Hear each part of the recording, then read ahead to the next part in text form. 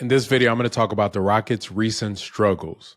How did we get here? What can we do to move forward? Tap in right now. Enjoy.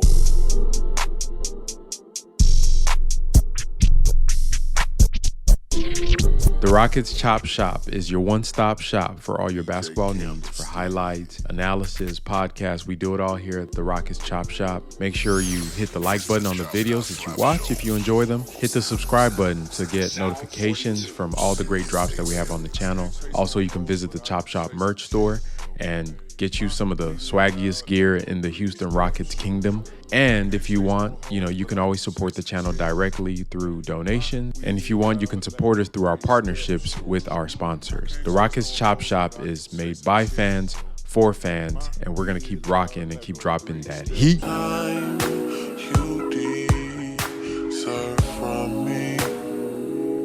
This is something I know.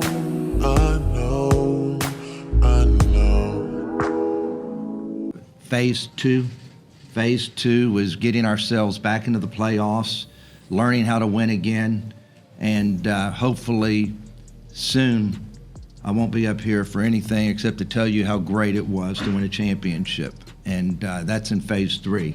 So let's have phase two right now. You had to crawl, and now we're going to walk, and then we're going to run. But we're all expecting a lot, and I definitely think that we have the leadership here between these two gentlemen, Rafe, Ime, and Patrick, who tremendously does a lot. So thank you guys. Congratulations, Coach, and a happy day for the Rockets. So our Houston Rockets have dropped to 23-29, 6 games below 500.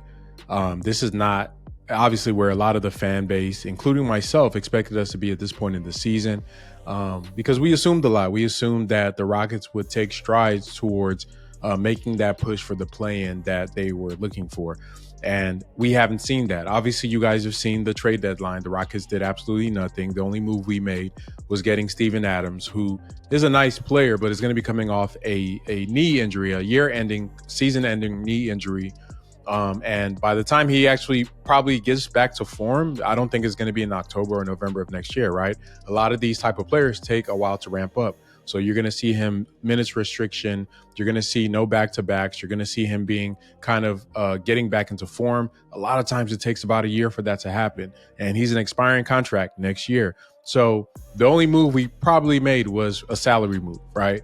And the reason that, to me, this is pertinent for us to discuss right now is because the Rockets, at the start of this season, they've said some things that to me set a standard for what they wanted to do this year, right? We saw at the opening press conference with Tillman Fertitta, with Rafael Stone, with Coach Udoka, when they came in, they set the standard with Tillman saying that this coming season is going to be phase two. And what he expects in phase two is to make the playoffs. And then phase three is when you're contending for championships, right? And it's not something that you just say if you just think that, well, it kind of really means that we're going to be a lottery team again. So there's a clear distinction between where the Rockets are falling towards right now and what the goals of the ownership at. And I wanted to start at ownership because I feel like that's very important to set the table, because obviously he is the one that owns the team. So what he wants, it's what's going to happen. Mind you, this is the same Tillman Fertitta that during the tank seasons was nowhere to be seen. And with the last we saw him was yelling, "Pray for Victor." So he is not. I can tell that this is not a guy that's happy with losing. Coach Udoka is not a guy that's happy with losing. I'm not sure about Rafael Stone, but I'm sure he doesn't like losing. So all of this, just like I said, I'm setting the table here. Tillman Fertitta is saying that phase two includes making the playoffs. One of the key things that Coach Udoka had pointed out for the team when he came on board was assessing the roster. And the biggest things he said they needed at this moment in time was shooting and a big man. Awesome. So now as far as what's coming up ahead, I mean, have you guys already sat down and have any talks as far as what maybe you would like to add to the team with free agency and then the draft coming up? Yeah, that was part of obviously the interview process. And so we start with our guys that we have first and how we can improve them. But the cap space that we mentioned, we like to add some veteran pieces there. Shooting is at a premium in an area we struggled this year, so we want to improve that. And then just some contrasting pieces to what we already have, whether it's bigs. Alperen does some things really well, but we'd like to add some different types of bigs, shooting on the wings. But we have a ton of talent across the board, and it's my job to utilize that. A different type of big, a different variation of big man from Alperen Sengun. Shooting and a big man. And you know what, Coach? You were right, brother. You were right in assessing correctly that this is where the team was lacking, was in the shooting department.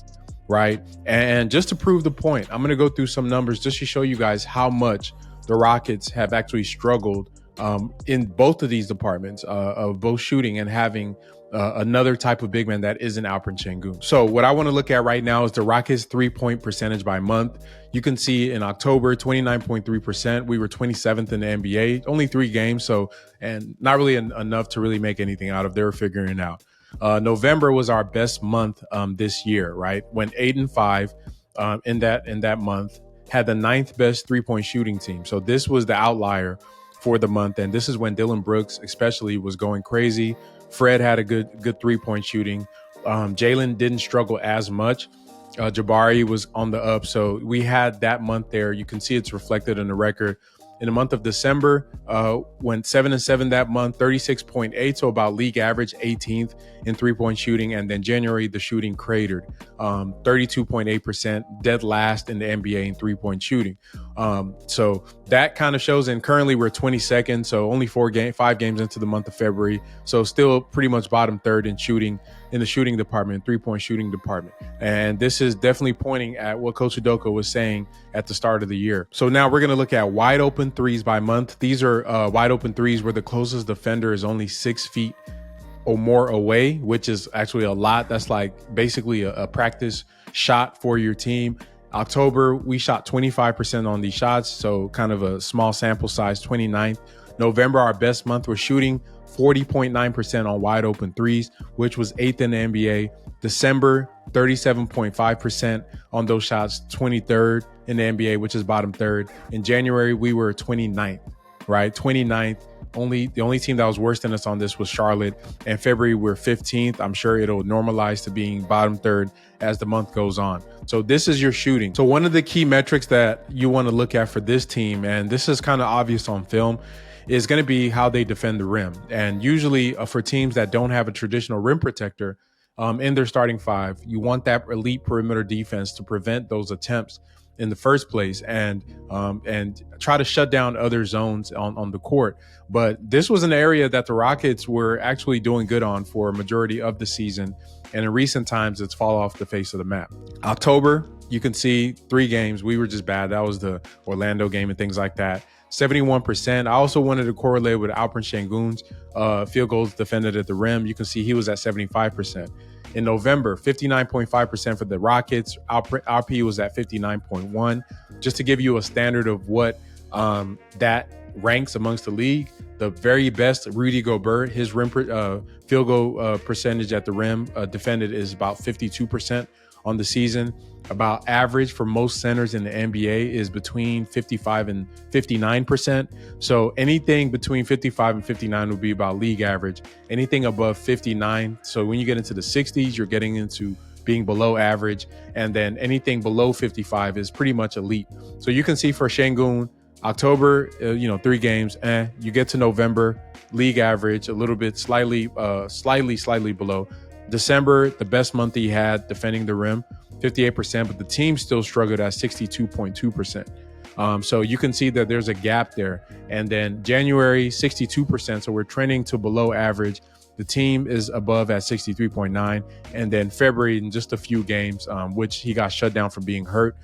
He looked bad in the past, 6, 7, 8 games, right? So it made sense that if he was injured, because he wasn't even jumping on any of those attempts. There were plays he would just stand there with his hands straight up in the air. If you're going to be hurt like that, I mean, he shouldn't have been playing in the first place. But with the Rockets' bad roster, it kind of forces you to have to play guys that are hurt. That kind of circles back to what I was talking about with, what the expectations are for this team. So we've just seen, right, the Rockets are a bad shooting team, and they're a team that they can't protect the rim, especially when Sengun isn't playing well. So if he's not playing well on defense, the defense as far as the rim goes down. Because you look at some of the other players, they're not even getting attempts to block the shots. We don't have a lot of guys. I think Sengun gets about 8 or 9 attempts of people going to the rim on him. The other players are like 2 and 3 per game. So Jabari gets about 2 or 3 attempts. You get Jeff Green gets about 2 attempts. So we don't have any other variation of a type of player that we need to have a complete team. We don't have a weak side shot blocker. We don't have a second big off the bench that we can play against certain lineups. Because while all of this is going on, the Rockets have fielded a top 10 defense for the entire season. So they're defending the 3 well. They're defending in isolation. If you look at their field goal defended overall for all areas of the court, we're pretty much elite, which, you know, with Fred VanVleet and Alperen Sengun being the best out of the team. Obviously, Jalen would be the one that struggles the most. Dylan's field goal defended overall has really slipped over the year. It started off in the mid 40s. Now he's up in the low 50s as far as opponent field goal percentage. So you have all of this. Guys are really progressively getting worse. What this tells me is that there's a lot of fatigue, right? A lot of fatigue. There's fatigue. We had one of the top lineup minutes played in the NBA up until about January, till guys started getting hurt. The Jalen Green, Fred VanVleet, Dylan Brooks, Alperen Sengun, and Jabari Smith Jr. for most of the season was head and shoulders above everybody else in minutes played and possessions played together, because we heavily relied on this lineup for the lack of depth that this team had. I'm saying all this. What I'm doing is setting the table to make my case here. We've heard what Tillman had to say. We've heard the words of Coach Udoka, rightly identifying the needs of the team. So that is why I am perplexed at the fact that we have reached this point in the season after the deadline, and the Rockets made no moves to make any type of adjustments to address the needs from this roster, or to even address the fact that, you know, we have these glaring holes in our play styles. And it's not all just on the front office. Obviously, Ime Udoka, his lineups have left a lot on the table. I personally don't think he's maximized the best way to use the current roster that he does have, right? Yesterday in the Atlanta game, there was a lineup that featured Aaron Holiday, Nate Williams. It featured Jayshawn Tate. It featured Jabari Smith Jr., and it featured Jeff Green in the year 2024. I thought we were back in the pandemic, because that looked like a pandemic lineup. Y'all remember those random lineups from the pandemic that we used to watch? That it would just be random dudes that you don't even know, Kyrie Thomas and Ray Spalding and all these random dudes. That is kind of where my mind went when I was watching that game. And it just kind of makes you think that, what is the direction of the Rockets organization at this point? Where are they going? Where they currently stand, with OKC owning our pick for this year, it is top 4 protected. In order for them to get in the top 4, they would have to pretty much just tank every single game for the last 27 or however many games are left. And even in that, as we know, that doesn't guarantee anything. And that would be antithetical to what the stated goals were. If the Rockets tanked this season, it would be embarrassing. It would be embarrassing to Tillman Fertitta. It should be embarrassing to Rafael Stone.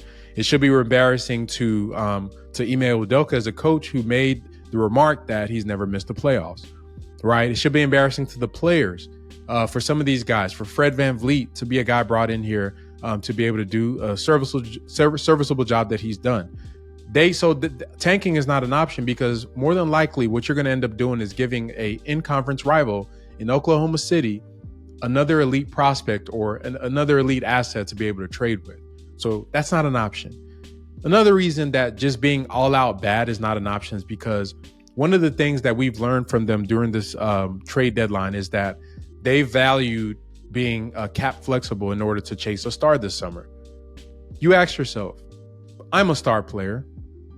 What team do I want to go to compete for rings? Because if it's a real star and not some like Terry Rozier or one of these like guys that are just chasing a bag, they want to win in a substantive way. So if I'm a team that has hopes of luring a Paul George or a player that I know wants to win, why the hell would I be bad? That's really not going to get a guy to say, yeah, I want to go down there and play in the lottery and draft again in the lottery. I want to be down there again and be on the worst shooting team in the NBA. I want to be there and be on a team that, you know, can't defend the rim, or they only have one big man. And if one of the guys goes down, our season is cooked, right? I want to be on that team. That's not an option. So Losing is not an option. Then it just begs the question again, why not improve this roster? You saw the needs that you had. You saw the team was overperforming. And to me, they were correctly performing. Looking at those records, they went 0-3 in February, 8-5 in November, 7-7 in December, 7-10 in January. So that's not an overperforming team. That's not an overachieving. If they were overachieving, to me, they'd be above 500. This is what we expected them to be. At a point in time in the season, they were on pace to win about 44, 45 games. And to me, what we've seen is almost self-sabotage by the Rockets. Is it salvageable? Possibly. I mean, there's some things on the buyout market they could get. There's some players out there. Some people have named Chimezie Metu, a guy that was just released. I think he was on the Suns as a possible kind of an alternate big man to bring in. Obviously, getting guys healthy, Tari Eason being out, Fred being out, and Alperen being out, that's pretty much unsurvivable. So guys coming back is going to be a big thing for us. I think the All-Star break is going to be our friend. We have a couple games till the All-Star break comes. It's going to be very important for the Rockets to be able to get guys healthy and bring them back. And then Coach Udoka just has to play smarter lineups, right? Let's avoid all these bad spacing lineups and utilize some of the skill sets of our players. And let's play Cam Whitmore more. Let's get Amen Thompson more out there. And let's bench Dillon Brooks if he's acting crazy on the court at certain times. This is a time to have real conversations about this team, right? Because regardless of what they want to do, all they can do to improve their situation right now is win games. Losing is not an option. So you have to put the best product on the court. And that involves playing some guys more, playing some guys less, and just having tough conversations with certain players about their roles on the team. But this is what it's going to have to be going forward. And I expect them to be able to play better after the All-Star break. I don't think that it's in the DNA of any of the guys we brought in to this franchise to quote unquote just tank the season.